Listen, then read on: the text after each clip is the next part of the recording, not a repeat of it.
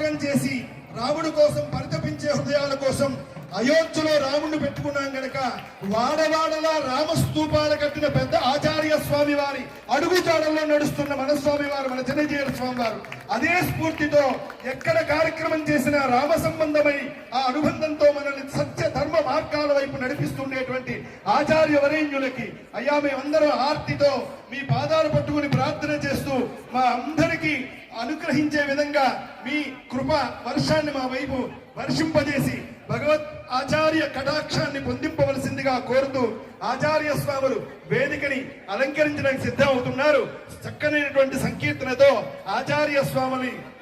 వేదికను అలంకరించవలసిందిగా ప్రార్థన చేస్తూ ఉన్నాం.